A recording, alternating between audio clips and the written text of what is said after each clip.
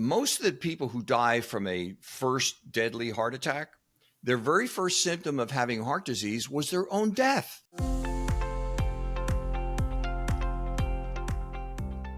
Hey there, and welcome back to another episode of the Reshape Your Health podcast.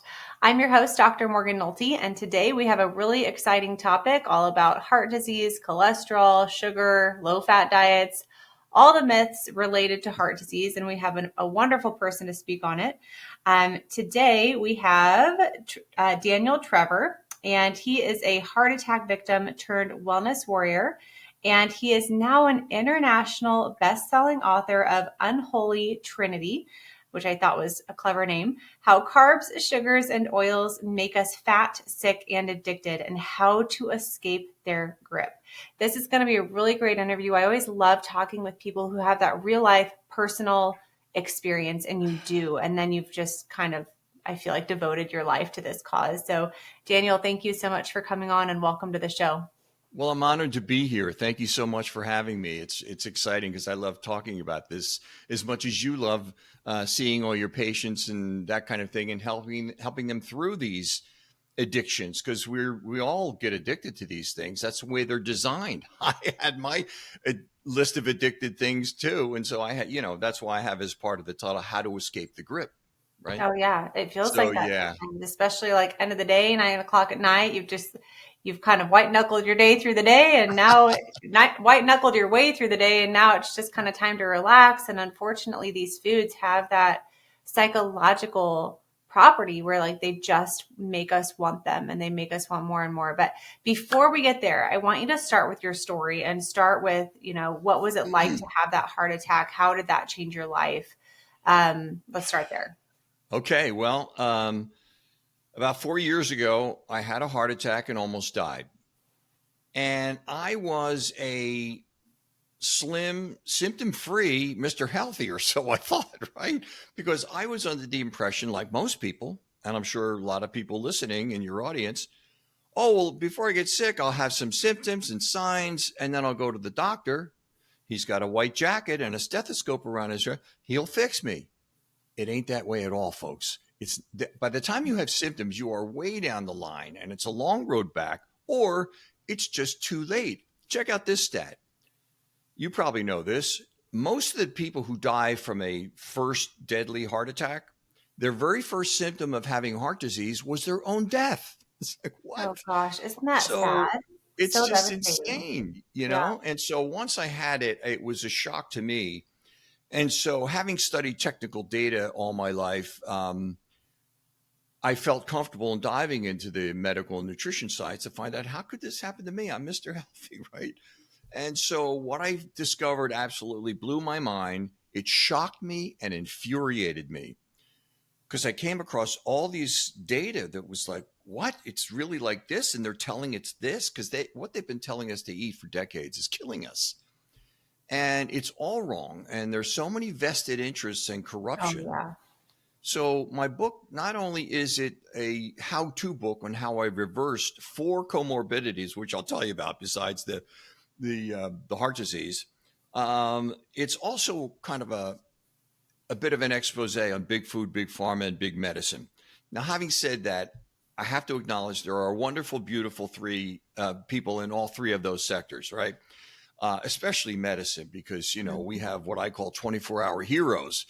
They're setting the bone and suturing up our wounds and removing bullets and steering wheels from our chests. Everything is like, plus all the acute illnesses that come in, bring people into the emergency room. Emergency is just, my older daughter works in the emergency room, so Oh yeah. I talk to her about this stuff a lot. So, but anyway, yeah. So, and I love all the doctors. It's just that doctors, sometimes they're not able to be the doctor that they set out to be, because their medical training excludes so many subjects, as I'm sure you've discovered by now. I mean, since the medical schools, I didn't mean to go off into this, but I'm just thinking now, the medical schools are underwritten and funded by Big Pharma. Big Pharma wants them reaching for the prescription pad. They don't want them talking to them about their diet and their exercise. Hey, you getting to the gym today? What's your diet like? But yet, on the other hand, when you take your little dog Poochie to the vet, what's one of the first questions they ask? So what are you feeding little Poochie? So when's the last time you had any conversation with your doctor? And again, they're not, they don't have that training. They get maybe 10 hours in medical school Not on it, very depending much. on the school, if not, if any at all. And plus they're working in a system, and for bosses that want them to keep it moving, the average visit is 7 minutes or something. Yeah. And so they don't have time. They got to get the stats done. They got to get on the computer and write in all the data that you know about. You've gone through all your training. And so they can't, so I don't hold it against them I have big hugs for all of them, believe me. But they can't be the doctors that they wanted to be because of the system that they're in, and they can get in trouble too. I mean, I was on with Dr. Sean Baker. He had his YouTube podcast, and in his book, he talks about how he discovered keto, which is the first thing that I discovered. And he discovered keto, and he was getting amazing benefits from it. And then he started turning on his patients to it, and they were having, and then his seniors saw that, and they just came down on. He got in a lot of trouble. He was suspended for a year. I mean, it was just terrible. It was just awful, So anyway, just thought I'd throw that in. But the thing is that it's all wrong. They've got it all backwards. And in the beginning of the book, I try to give the history. How did we get here? Because it's also what you might call a situation and data analysis of this. In 1930, the obesity rate was 1%. We are now approaching 50% in under 100 years.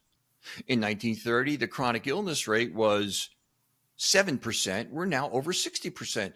Never before in human history has a population this size gotten so fat and so sick so quickly. You got to say, what the hell is happening? And when you pull the strings and you do the analysis, it's the introduction of the Unholy Trinity in the 20th century. I mean, we started the 20th century out. The year 1900 was when Hershey's had their first candy bar, right? What a way to celebrate the incoming year, right? And then because in 1900, people died of infectious diseases up until that point. Pneumonia, tuberculosis, that kind of thing. And the very first medically recorded heart attack was 1912. Wow. And it's just wild. And then cancer wasn't even like a thing, as they call it, until the 30s. And then when you get to by 1955, I have a lot of graphs, images, and pictures and stuff like that in the book to make it easier for the reader, right? Because it was written for the average reader of health and wellness. And I have this graph that shows the cardiovascular disease rates going from 1900 over here to 1955 here. What happened in 1955? That's when President Eisenhower had his heart attack, right? And people were going, wow, and men and women were dropping in the prime of their life, saying, what's happening? And then along came this joker, I'm sure you know who he is, Ancel Keys, and he had this theory that it was the meat and the butter and the cheese, and it was clogging up the arteries and that kind of thing. And it's not that way at all. He gave this idea that it was kind of like a shower drain with the soap and the grease and the hair and the gook, and it would clog up. And it's not that way at all. But when people get an idea in their head, they get locked in. It reminds me of that Mark Twain quote, the famous common sense philosopher of the 19th century. And he had this quote. He said, "It's easier to fool people than to convince them they have been fooled." It's easier to fool people than to convince them, hey, you've been fooled. That one. Yeah. Oh my God. And so it's perfect for that, because once people get that clogged drain thing in their mind, they just, oh yeah, it must be the meat and the butter and cheese is the cholesterol.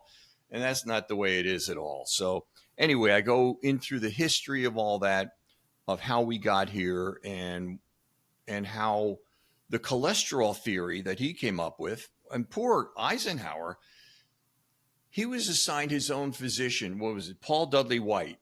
And unfortunately for the president, he was good friends with Ancel Keys, and said they put him on a low-fat diet, which when you go on a low-fat, that automatically means you got to have more carbs and so forth. And then he developed type 2 diabetes. He had another heart attack. He had a stroke, and he finally succumbed to intractable heart failure. So anyway, but at the same time, there was a guy over in England, this Dr. Yudkin, Yudkin, and he was trying to bring attention to the fact that he said, hey, no, it's the sugar. It's the sugar that people he wasn't heard, because they came up with this theory, they believed in it, and then the USDA got involved, and within 10 years, big food started getting into it with adding when you remove fat from things, it doesn't taste so good anymore. So they had to add the sugar and the carbs to kind of, make it more palatable for people. And when they did that with this dietary guidelines that came in, what was it? Yeah, when they first introduced the guidelines over here, and here's the obesity rate. Introduction to the food pyramid, and here's the obesity rate. It's just going off the charts. And so it's and when I say carbs, sugar, and oils, I'm talking about the refined and industrially processed grains, which they then turn into powders, which they then turn into bread, pasta, cereal, waffles, pancakes, chips, pretzels, rolls, tortillas, and on that way. And then, of course, you have your candy cake, ice cream, soda, fruit juice. I mean, we never had fruit juice. We didn't even have juicers until what, the 40s, the 50s, blenders weren't even invented till the 40s. Refrigerators didn't come in until the 50s, and then 60s is when I think the juicers came in, and then the microwaves came in the 70s. And so, we didn't have any of these things in our diets before that. So anyway, it's just all backwards. And now we have this epidemic of obesity and heart disease, and it's all coming from the diabetic physiology that people get, that you cover so brilliantly. It's all about the insulin resistance, because you have to have some degree of a diabetic physiology, whether it's prediabetes or type 2 diabetes, in order to have all these. That's the source root cause of all these major diseases: your heart attacks, your strokes, your cancers, your PCOS, which I have a whole chapter on. Sleep apnea, blindness, and cataracts. I mean, the list goes on and on. It really does. Yeah. It's just amazing. So that's why I've called it the gateway disease. And I think I have a YouTube video that says like heart disease is not the number one killer of women. And that's because, in my opinion, insulin resistance, which is the cause of heart disease, is. But you have in your introduction, I wanted to ask you, one of your bullet points was, what's the number one killer of women? 10 times more common than breast cancer. So how would you answer that question? Well, I have a section on that, and I think it's chapter 17. And this wasn't my work. None of this is Daniel's opinion, by the way. This is all, I took the deep dive into a lot of research. My book contains more scientific references and citations than any other health and wellness book in existence. Most of them, if they have any, they have 200 or 300. Mine has 1,227. So again, because in the beginning of the book, I tell the reader, I say, look, I know you're probably thinking, hey, without medical degrees and all this and organic chemistry and so forth, why the hell should I trust you? And I say, look, don't. Just think of me as a friendly relay point of what the best of 21st century science has to offer for your health and wellness, and fix yourself. I did. You can too. Yeah. So anyway, to get to the answer to your question, it's I can't remember the exact figures, but they found that heart disease was 10 times the amount of deaths and disability from heart disease than it was for cancer. So that's what and again, I think it's in the end of chapter 17. I go deeply into cardiovascular disease in chapter 17, 18, 19, and 20. And again, it's written for the average reader of health and wellness. I don't intimidate. I mean, I'll if I have to use a technical term, I'll explain what it is. Like if I have to say endothelium, in parentheses right after, I'll say lining of the arteries. And after I've done that 2 or 3 times, come across and go, oh yeah, he's talking about the lining of the arteries. Yeah.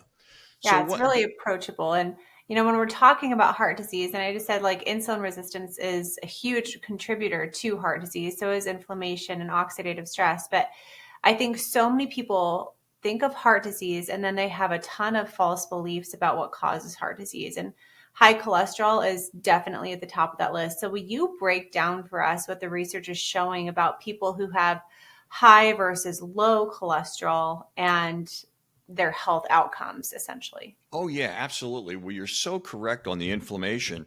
What exactly happens, and I cover this early in the book too. This is all in chapter 1, because like I said, I like to give the history. What they discovered after years later, when they discovered electron microscopy, where they had these teeny tiny cameras that they could snake up into the artery and take a look and see what's going on, they discovered this thing called the glycocalyx in the arteries. And what is that? The glycocalyx is this fuzz-like lining of the artery walls, which acts as the first line of protection against what's called pattern B small dense LDL particles, which is the bad boy. I mean, this is for your audience. I know you know all this. I And love so, hearing it though, and I love hearing other people explain it, because I've tried yeah. to explain it before and people still need help understanding it. So anyway, it acts as the first line of protection. And back then, what happened was what they discovered was smoking destroys this protective glycocalyx. Interesting. Eisenhower was a 3-pack a day guy, and everybody was smoking back then. Doctors smoked around their patients. They smoked on airplanes and restaurants. It was like, I think it was like half the population, or 49% or something. It was just amazing. Everybody was lighting up. That's why you see all the movies back then and TV, they're all lighting up, like that kind of thing. And so, smoking did go down, but what they discovered years later was that there is a much more, a bigger destroyer of the glycocalyx, and that's the carbohydrates from refined grains and sugars. They destroy the glycocalyx way more than smoking. So we substituted one for one that's worse. So anyway, that is, first of all, the root cause. And can you get a little bigger cup there to drink out of? No, this is the one. This is my massive Stanley for Oh people my who are God, watching. you're set for a while. I have like at least 200 ounces of water a day. Oh my God. When you say set for a while, it's like set for 1 hour. You're a drinker of the water. That's great. Of the water. Anyway, so they found this glycocalyx, and that's the cause of that. And then what I do is I start explaining this to the reader on page 2 of chapter 1. And I tell them, I say, look, you have to understand the two most important players in the fundamental players in the processing of the food that you put in your mouth. And that is glucose, also known as blood sugar, and insulin. You eat something, the glucose goes up, the pancreas senses it, and it secretes some insulin to go over and bring it down or keep it in a nice, safe range. And that's a beautiful, healthy system that's built into our humanoid bodies that goes on, and that's great. But when you are eating things that keep your blood sugar up, and then your insulin is up, hour after hour, day after day, week after week, you develop what's called hyperinsulinemia or insulin resistance. Hyperinsulinemia is a fancy term. Hyper, too much insulin, and emia means in the blood. Hyperinsulinemia, too much insulin in the blood. And we got to remember, insulin is the fat storage hormone. You can't gain weight unless you've got excess insulin. Yep. So that's why it's so important. That's why you see all the ads on cable TV with, I got my A1C down to 7 and they're dancing around. I was like, 7? That's still deadly. It's but like, that's what what doctors are telling. My dad's a diabetic, and I'm like, well, how's your A1C? And I'm kind of like, you're a grown adult, and I'm like done harping on you. That's my opinion for him. And he was like, well, it's pretty good. It was under 7. And then he's like, he just like goes to like the sugar then, like for a good, like solid week, he like just goes to the sugar after he gets his blood tested. And I'm like, oh my gosh. Anyways, yes, doctors have, but part of that is because the American Diabetes Association recently increased the standard of like what's considered okay. And it was, I can't remember the exact figure, but it was like, I don't know, 6.5 to 7 is considered okay. And I'm like, what? So it's okay to be a little bit diabetic now? I know. It's crazy. Well, here's a stat that you might know that your audience, it's a shocking stat too. They did a study just a few years ago out of Johns Hopkins, and they discovered that 74% of doctors, now we're talking general practitioners, family physicians, internists, and cardiologists, 74% do not know how to properly diagnose and test for Prediabetes or type 2 diabetes. It's like, what? That's Are you kidding me? crazy. Because most of them, what they do, they'll test fasting blood glucose and A1C. And that's all they do. Hey, we'll see you in a year. You're good. No, even the American Diabetes Association, who I wouldn't trust as far as I could throw them, even they say, hey, listen, you can't just do that because you'll miss a lot of people. There are many, many, many people that can test normal for those two and be a raging type 2 diabetic. That was me. I didn't know. I was raging type 2 diabetic and I had normal fasting blood glucose and A1C. And then soon after my heart attack, I dove into the research. I went to Google University and YouTube University and PubMed and, found all these studies and was fortunate to be able to know how to study well, which I learned early on in my life. And they don't do this test, which I got. And then I discovered it's the OGTT with insulin, which of course, And when I did that, oh my God, my score was well above 200 on I can't remember the first hour or whenever it was, and that put me into that club. I'm one of the 1% of the population, 1 or 2% that can be on the slim side and still be diabetic. Because usually the first sign, as you know, is that you're overweight. If you're overweight, you've got some level of diabetes. And even the CDC says over 90% of the people who are diabetic don't know it. Yep. Because their doctors, because they're not testing it. It's properly. Just crazy. Well, okay, there's a lot of things I want to dig into there. Yeah. So we're going to back up to the cholesterol conversation and the inner lining of the blood vessel in a bit. Sure. But when you say OGTT with an insulin, what that means is oral glucose tolerance test with insulin is also known as the Kraft test.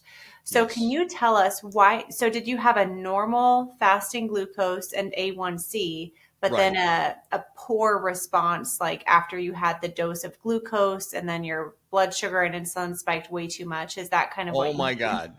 Yeah. And that's, it was great discovering that, because then in my research, I discovered that this diabetic physiology was the source root cause of my cardiovascular disease, my non-alcoholic fatty liver disease, which I didn't know I had because there's no symptoms to any of these modern diseases, and my osteoporosis. And fortunately, with all, like I said, with all these, the research that I was able to reverse all those, and I have all the tips and tricks and stuff like that. Because anyway, so about the non-alcoholic fatty liver disease, and I'm not even I don't even drink. It was funny. Just before my heart attack, I did see this one doctor, and he says, hey, you got to stop drinking. And I looked at him. I said, well, what do you mean? I don't drink. Well, I'm looking at this thing here, and doesn't even know about NAFLD or NAFLD, non-alcoholic fatty liver disease. And it's the biggest, most widespread fatty liver disease on the planet. They're talking like, I don't know, 2 billion people or something. It's just amazing.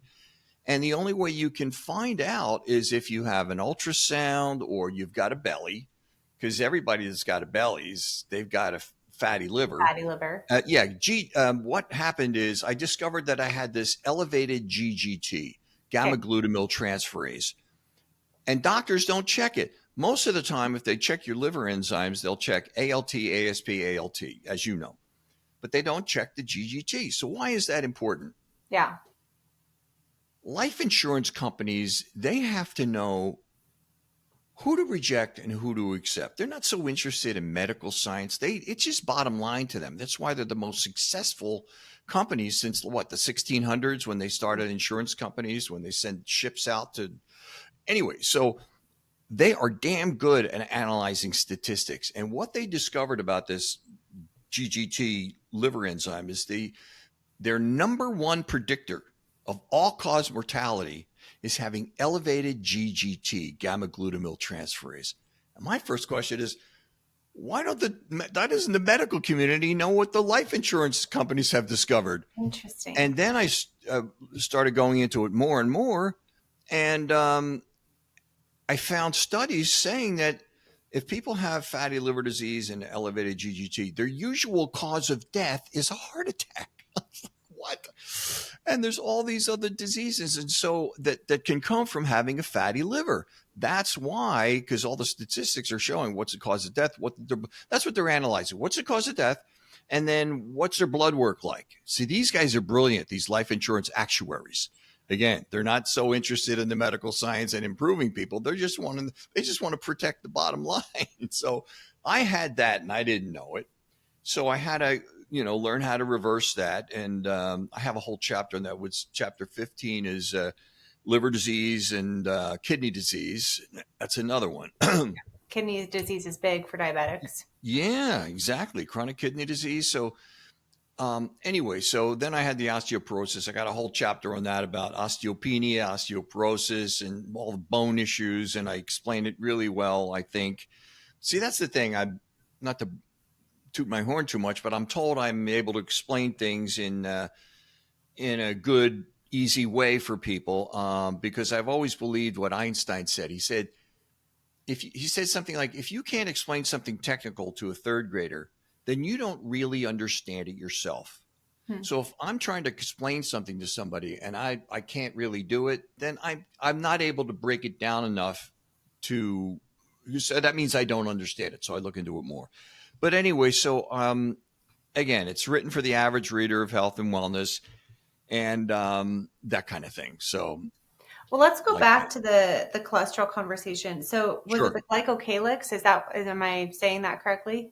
Yeah, glycocalyx. Yeah. Okay. Well, there's glycocalyx in different places, like in the mitochondria and so forth, like that. But what I'm talking about is the glycocalyx in the arteries. Okay. So is that kind of within the endothelium, like that inner lining of the blood vessel? Yes, it acts as the first. When you look at, I have a picture of that in chapter 1 too. It shows a microscopic picture of this glycocalyx. It looks like this hairy, fuzzy kind of thing. And that acts as the first line of protection against the small, dense LDL, which is the bad boy, which I explain all about in chapter 19. That's what I wanted to ask about you next, because I think that you mentioned that, but for some people who aren't familiar, that would have gone like over their head, or maybe they didn't even notice that. So can you describe a little bit on like the small, dense LDL particles? And because the general population, have absolutely no idea the difference between cholesterol and then the LDL particles. So can you explain that difference? Yes, absolutely. Well, see, the doctors, what they freak out about is when they see your LDL go up. But when you get on a healthy low carb diet, your LDL does go up, but your HDL goes up, which is the good cholesterol. Your triglycerides go down. I mean, all your numbers look beautiful. But why is this LDL? See, first of all, they look at the total LDL, and they don't do what's called a fractionation or an NMR lipoprofile, nuclear magnetic resonance lipoprofile. And what that does is, there are two kinds that they've labeled of this LDL. There's the large, healthy, buoyant LDL particles, which are benign. They don't do it. They're very healthy for you. And then you have the pattern, that's called pattern A. And the pattern B is the small, dense LDL particles, which are the dangerous ones. They're the ones that can invade the artery wall. After you've destroyed the glycocalyx with all the carbs and sugar, they can invade the artery wall through this process called transcytosis, and they get stuck into this space called the intima media space. I don't want to get too sciencey for your audience. No, I think it's helpful to understand, okay, what are the steps here? Yeah, you're doing great. Yeah, so they get stuck there, and it builds up plaque over time. And this plaque that builds up there is this soft, inflamed liquid plaque. And what happens in a heart attack is, over time, this soft, dangerous plaque can rupture into through the endothelium, which is the lining, because you've got to remember, it's underneath.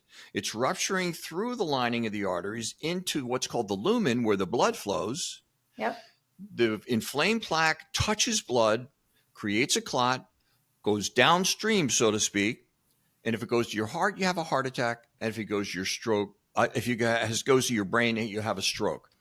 And that's something you really want to avoid too, because strokes are the number one cause of permanent disability. They're devastating. I mean, it's devastating to some people. You can't walk, you can't talk, you can't communicate, think. It's just awful. I mean, my father had a stroke, and it was just he couldn't eat. And so he was confined to a bed with a feeding tube for the rest of his days. Okay. I mean, it's just It's sad. Yeah, so I saw it all the time in PT, and you saw it with your dad. It's just sad. So I yeah, think it was just you brought up an important distinction there. The glycocalyx is destroyed by smoking, by excess sugar and carbohydrates, right. and then the small LDL particles penetrate the endothelium, whereas the large ones are too big to kind of fit through the gaps. And so when people are like, well, like cholesterol causes heart disease, that they're actually looking at the downstream effect. Yes, there's cholesterol in the plaque because there was cholesterol within the LDL particle, but did the cholesterol destroy the glycocalyx? Like, no. So let's talk about, well, what causes large LDL particles versus what causes small LDL particles? So if the large ones are more benign, how can we get more large particles? Well, the simple answer is going on a low carb diet. That creates more of it. First of all, you get rid of the small, dense LDL particles, and you get all these fluffy ones. The analogy that I give in the book is that uh, you can think of the pattern A, the large, fluffy ones, as let's just say, uh, think of your arteries as like a cobblestone street with a lot of cracks and crevices and that kind of thing. And if you threw out some beach balls, they would just bounce around freely and, not do any kind of damage. Whereas if you threw out a bunch of marbles and think of those as the pattern B, small, dense LDL part, they would get stuck into the cracks and crevices and eventually go subendothelial beneath the endothelial lining of the arteries and then turn into plaque.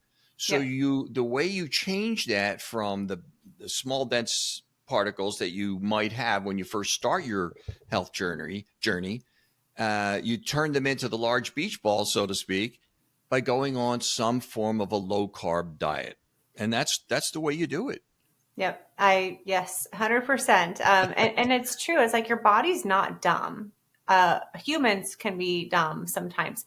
So if you're on a low carb diet and every single other biomarker is improving, if glucose is coming down, insulin is coming down, triglycerides are coming down, HDL is going up, you're dropping weight, you're feeling more energetic, you're feeling less joint pain, but your LDL and total cholesterol are going up, your body's not dumb. Like that's okay. And so I think that's why I'm such a fan of that NMR lipoprofile test as well.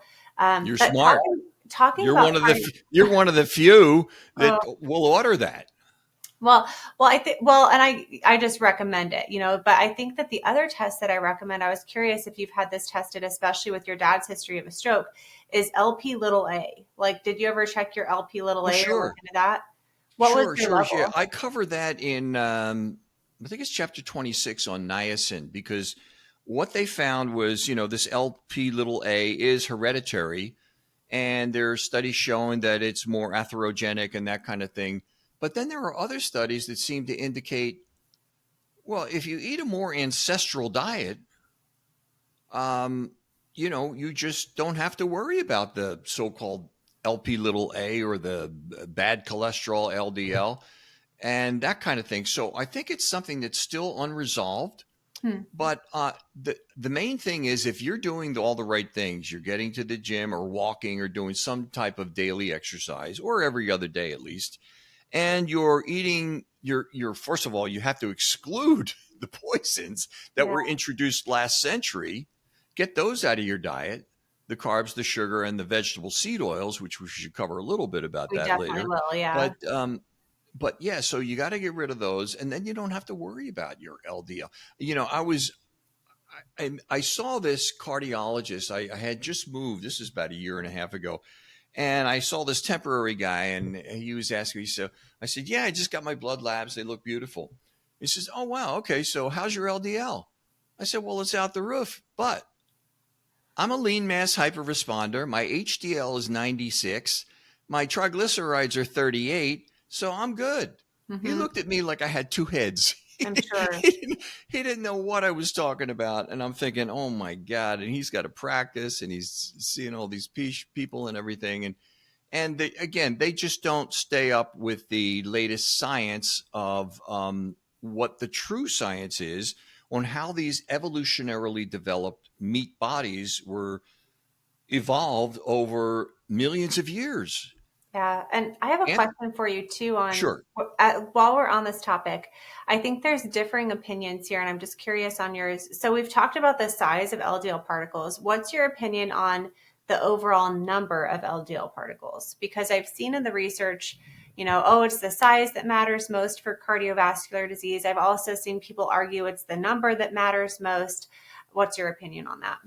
Well, I go off again. I'm not the doctor or cardiologist or scientist, but when I was on Dr. Philip Bovadia's podcast, he's the interventional cardiologist who's just brilliant, and he's done over 3,200 heart surgeries because he's a cardiothoracic surgeon, right? And he's brilliant at all that, and he's a carnivore too, right? I think I mentioned that.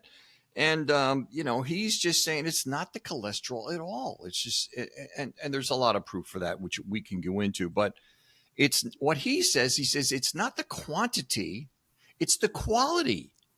Is it pattern A, the healthy benign, that's just bouncing around the arteries and not causing any trouble, or do you have a larger quantity of the small, dense pattern B LDL particle? Because that's the dangerous one. Yeah. That's why he's got this book. His book and mine we're always in the top 10 on, with regard to heart disease and type 2 diabetes and longevity. And his is always in competition with mine. He's got a great book. It's called Stay Off My Operating Table. It's much smaller than mine. And he doesn't have all the references and everything. See, I had to have that because I needed that backup because I'm not a scientist and I'm not a doctor. I say, hey, why the hell should I trust you? And I say, don't. Here's the science, how I fix myself, how other people have fixed themselves. And these are all the endorsements that I got from world-class people, which I'm really flattered to have. And I mean, you've seen the book. I have, so many. I even have a winner of the Nobel Prize in Medicine for discovering nitric oxide. When I started getting those, I thought then I really knew that I had something valuable that I wanted to get out there and really help people with. Because as you know, you don't get rich writing health books. I mean, it's just, I've never written one, but I know. Yeah. Yeah, I've become rich in my heart hearing from people all over the world now that it's an international bestseller about how it's changing their lives. I'm thinking, oh man, well, that's why I wrote the book, because the only way you get rich writing books is if you write like some fiction and, Harry Potter or something. Then you get some Ferrari money and some helicopter money. I don't know, but but anyway, it's that's why I've done it. And that's why I love so much what Zivli is doing, what you're doing with your site and what you're trying to enlighten people about with regard to insulin resistance and how that, see, again, in my chapter 1, starting on page 2, I tell about the glucose and insulin, and then starts hyperinsulinemia, insulin resistance, and then it leads to inflammation in the arteries, and the inflammation goes throughout your body. And then that inflammation, depending on your genetics, what's lurking in your genetics, it will restimulate that particular thing to start taking you down that avenue. And so that's why towards all the silent diseases, that's why I've labeled it the gateway disease. Well, I have a question. Speaking on inflammation, we were touching on seed oils. When I started my business and I decided to kind of leave traditional PT to be a little bit more holistic and proactive, I thought, do I need to go to school to be a registered dietitian to do this too? And then I'm like, no, because I know what they are being taught in school is incorrect. Yes. And I knew that because of my interactions with registered dietitians in the field and by what the paperwork was saying of patients coming home from the hospital. And I was just like kind of shocked and kind of not, where somebody had a mild heart attack and I was reviewing the paperwork from the hospital that they received. And one of the nutritionist recommendations were to reduce saturated fat, replace butter with canola oil. And I'm like, what? They got the talk from their cardiologist for sure. Oh my gosh. That's the talk to get. So talk me through that and talk me through why that's terrible advice when we're talking about cardiovascular, health. Well, look, like I was saying, we have been eating animal products. Our diet, and again, this is not Daniel, this is anthropologist and bioarchaeologist. They tell us that we've been eating meat for anywhere from 2.6 to 4.5 million years now. And I think it's a lot longer, but that's what's provable. That's good enough for me, 2.6 to 4.5.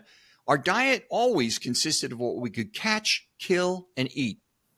What we occasionally might pick off a tree or a vine, but only when those berries were in season. So Yeah. it was a high fat, protein, low carbohydrate diet.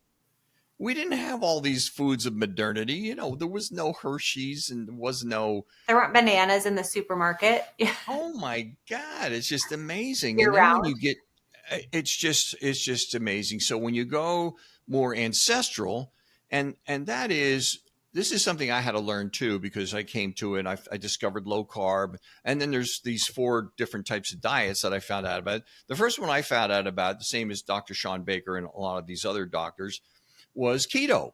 And keto is what, 80 to 90% animal products, and the rest is fruit and vegetables and that kind of thing. And then you go a little bit further, it's ketovore, which I stole from what Dr. Ken Berry, right? I was on his channel, was telling me, I didn't know anything about ketovore until I heard your podcast. So anyway, there's keto, there's ketovore, which is a little bit more animal products, and then there's carnivore, which is only animal products, and then there's what's called the lion diet, because that is the diet that you only eat meat. And I had a misunderstanding on that too. And I think most people, because when they hear carnivore, they think, oh, you just eat meat. No, that's just, you're eating eggs, beef, butter, cheese, salmon, whatever animals. Yeah. And I am there now, because what I did was, having had this life-threatening event, I decided to get into the most superior metabolic health that I possibly could. And so I keep track of my labs. And the more I got into that, the better my labs looked. And now they're all just brilliant, because I'm just eating, my particular body needs that.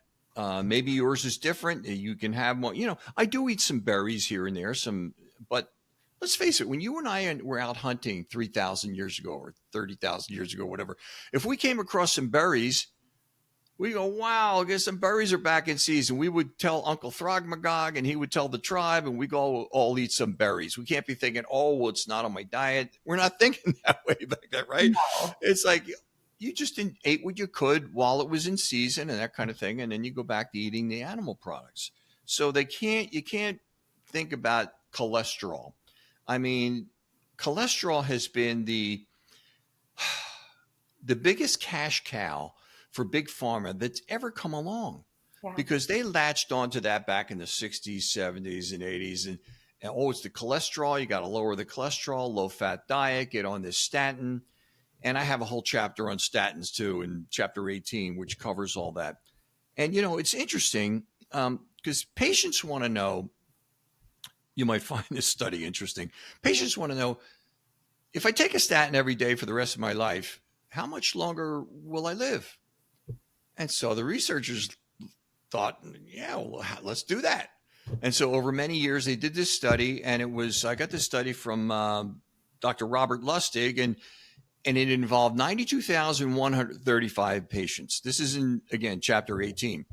They wanted the researchers wanted to know, how much longer do people extend their lives? Months, years, decades? What is it? So they followed them for a long time, and, they had 2 groups, and the people in the group that took statins for primary prevention, in other words, no heart attack yet, they're just taking it because their doctor says something goofy about their LDL or their total cholesterol, which some BS. Anyway, they're taking it. They haven't had a heart attack, and they're taking it for prevention. They lived a mere 3 days longer than those in the other group not taking a statin. Right? Probably like not quality days either. It's like, oh my God. And then the group the people in the group taking statins for secondary prevention, in other words, they already had a heart attack, they lived a big 4 days longer than the other group. So I asked my readers in the book, you still want to put up with the nasty side effects from taking statins? Because for some people, they could be pretty damn nasty. Yeah. Nasty, psychoses and road rage, and you drop at least 20 or 30 points from your IQ. And that's Absolutely. because statins are very effective at lowering cholesterol, which the brain needs lots of. Mm-hmm. No wonder you're getting stupid on your statin. You know? And so it's a shame. And also the statins, when they lower the cholesterol, they also lower the hormones, whether it's in a male or a female. And guys, listen, you can't create testosterone without cholesterol. Cholesterol is the precursor to testosterone. And if you got that lowered, I mean, this is all started when the statins started coming out. What was it, the 80s? The fertility rates are just going down like this. And they're looking at wonder what's going on. And that's when Viagra came around in the 90s, and it went from an accidental research project discovery to what, $4 billion a year now. And it's all because of the statins lowering the cholesterol. But even, some of the government agencies are recognizing that it's, should be no restriction on that. And even the Journal of American College of Cardiology, the top cardiology place on the planet, as you can attest, they had a study. It was just like, 3 years ago. And they just said, look, these saturated animal fats do not cause atherogenic. They're not causing heart disease. And we have to, there should be no upper limit on how much cholesterol you put in your body. Mm-hmm. This is the Journal of the American College of Cardiology. That's huge. It's huge. I cover that in chapter 4. Well, I want to go back to the canola oil conversation because, again, like that registered dietitian said, switch, butter for canola oil. So why is canola oil, soybean oil, all of these highly refined and processed oils inflammatory? Why are they? Oh, my God. Well, here's the thing. This is another thing that was never in the human supply or human food supply or diet till about 100 years ago. I cover this. The whole chapter 6 is about the dangers of vegetable oils. And again, we're talking, there are some that are okay, like authentic olive oil, avocado oil, coconut oil, that kind of thing. But there's 8 or 9 that are deadly. Like you mentioned, the soybean, the canola, the safflower, sunflower, and so on. And I think that in time, they are going to be shown to be the cause of a lot of diseases because they're so atherogenic and neurodegenerative. See, there were these 2 guys that came over from Europe, William Procter and James Gamble, Procter and Gamble, right? And they came up with this product called Crisco. And because they looked at a bucket of this toxic, it was considered a toxic waste, cottonseed oil. And they thought, wow, this looks like lard, what people use to cook. Let's sell it to people and we can make some money. Right? So it started flying off the shelves in 1912, I think it was, 1911, I think it was. And we never had that. It contains more trans fats than any other food that there is. And trans fats have been discovered. This wasn't discovered until the 90s, to be the most dangerous kind of fats that you can put in your body. Yeah. Even Mayo Clinic and all these places, they said, look, you got to stay away from trans fats. And it wasn't until 2015 when the FDA banned them and gave the food industry 3 years to get it out of all of the foods that they put it in. But the thing is that they are so dangerous, and we don't recognize it. And I explain it all there in chapter 3. But again, they have these ingredients: TBHQ. They have this HNE, 4-hydroxynonenal, and again, they're carcinogenic. They are neurodegenerative, and they cause a lot of problems and a ton of inflammation, as you correctly point out. Yeah. My brother-in-law works to sell soybean oil essentially. And it's funny because, there are so many different things that soybean oil is in, like I think shampoo and car fuel and just so many things. Like, oh, we're eating this stuff. And I think what people don't understand, especially when it comes to like French fries and fried chicken, it's like, yeah, they may be using canola oil and soybean oil, which in and of itself is very inflammatory. But when it's heated to high heats and used repeatedly, trans fats are created. So it's it's even worse now.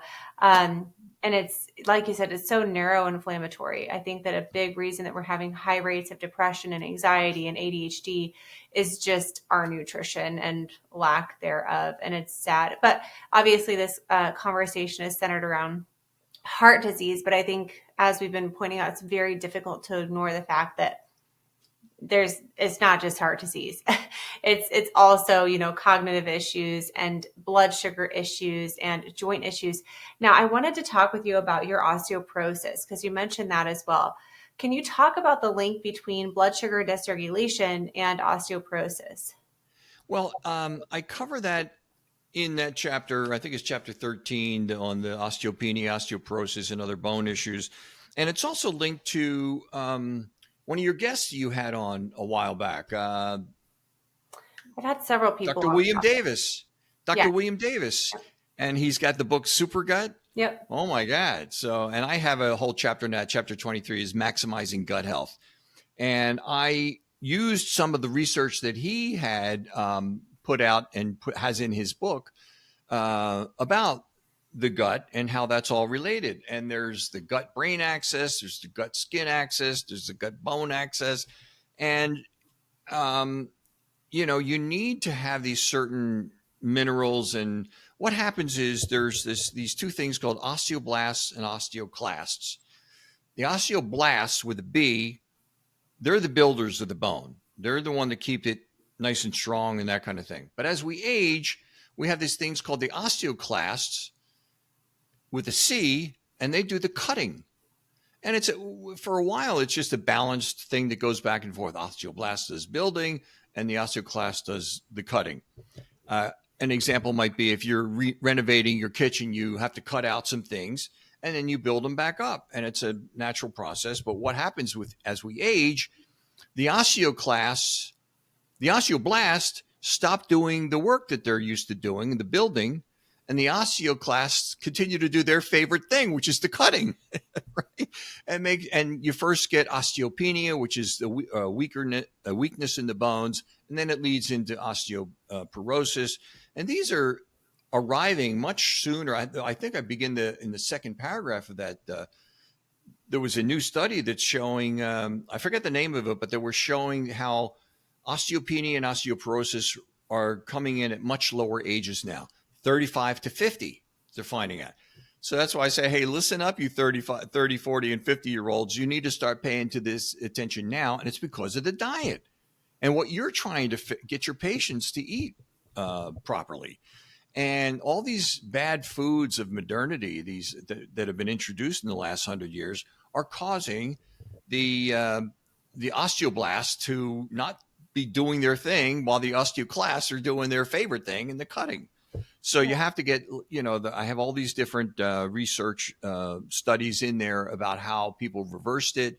And I've been able to do that too, because what I recommend is you got to get a DEXA scan, DEXA, which you know about. And that way you can get an idea. And it only costs about $100. Or, ask your doctor for it. And if your doctor says you're too young for it, go buy it yourself, right? Because it's, a lot of these tests that you might hear about that you might want to get. The sad thing is, and I'm sure you've experienced this too, you'll go to your doctor and say, hey, doc, I heard about this test I want to get. It's the OGTT with insulin, or it's this one or that one. And your doctor might be one of those guys that has a little sign in his office that says, don't confuse your Google search with my medical degree. You're lucky to get one of those guys. It's like, oh no, because you want your patients to be interested in their own health. Wow. Oh, wow. You're doing some Google search. Good. So what did you find? And so what happens is you'll say to your doctor, I want this particular test. And your doctor too many times will say, oh, you don't need that. You're fine. You don't need that. We don't do that. And no, I know you don't, but the only reason. Oh, no, but that's what the doctors say. Well, I don't do that test. Exactly. I know you don't do that. But the only reason they do that is because they don't know what it is. They wouldn't know how to analyze the results anyway. And the last thing that most doctors want from their patients is homework. They don't want to get homework from their patients. So you don't need that. That's fine. So you can get it by yourself. And I have all that in the book too. What are the best tests to get? Because what I did was, one of the medical geniuses that I found online when I started my research, I found this guy, Dr. Ford Brewer, and he's an internationally acclaimed preventive medicine expert out of Johns Hopkins. And he's taught and trained thousands of doctors over the years, and he's brilliant at all the testing. So I reached out to him. I said, I got this book, I'm writing, blah, blah, blah. And I had to send him stuff so he knew that I had, knew what I was talking about. I said, would you write a chapter in my book that delineates what are the most important blood labs and scans that anyone can get online without needing a doctor's prescription? That way, you can find out yourself if you got something lurking inside, ready to pounce, or you're just fine, or somewhere in between. Hey, I need to check out my GGT, why that's elevated. And that way, you yourself, because if your doctor doesn't do it, you have to pay out of pocket, but at least you'll find out. You'll get out of mystery. So he wrote that brilliant chapter, and then I summarized them in the conclusion of the book. I said, look, there's so many tests that you can get in chapter 22 by Dr. Brewer. If you want to get 5, these are the 5 I recommend. So anyway, you have to get these things that doctors don't usually test to find out where you are. Yeah. I think another issue with the osteoporosis is if your diet is high in the carbs and sugar, it's usually deficient in protein, and protein makes up a huge part of your bones, and people don't recognize that. So once you're giving the body, like the osteoblast, the right fuel that it needs to actually build the bone, it can do its job a lot better. So yeah, your book is definitely full of a lot of practical, easy to understand information. Can you, first off, thank you for joining us today. Can you let people know where they can get a copy of your book and learn more about your work? Yeah, just go to danieltrevor.com. I have a 7-minute video near the top, and it gives my story and some of the alarming statistics that you've heard in this little bit with you and I. And you can get a free preview of the book. And what that is the first 48 pages of the book. You sign up, get on the mailing list, because once a week I send out an update and what's going on, sometimes excerpts from the book, that kind of thing. And, unsubscribe at any time, of course, but you get a free preview of the first 48 pages. And I tell people, look, just read the introduction, and then you'll know right away if it's for you or not. So that way you could taste it a little bit, say, hey, I want some of that, right? And then you can find out, and I've got underneath the video, I've got all these amazing endorsements from all these world-class doctors and New York Times bestselling authors and so on and so forth. And like I said, I'm really flattered by all that. And so it's been validated. So go to danieltrevor.com, get on the mailing list, and, and I have a lot of information right there too. You can read down the page and you can see my transformation. Further on down the page, you can see, the new body that I turned into. Not that I was ever, overweight and heavy, but I never had the 6-pack I have now. Yeah. Ever. It's incredible. And I think that you're such a light and you're such an inspiration for people that have struggled with a heart attack or have cardiovascular disease, just to know that change is possible. And you've done it in a pretty short amount of time, I would say, which is great. I mean, do you say 4 years ago? Yeah, but I changed things around quickly. I mean, if people get on a strict keto diet, and I don't tell people to do strict right away. I just take it little by little. I have a lot of tips and tricks in the book of how to get from point A to point B. How do I get from, lunch to dinner without having a snack? I'm used to having my 3:00 snack.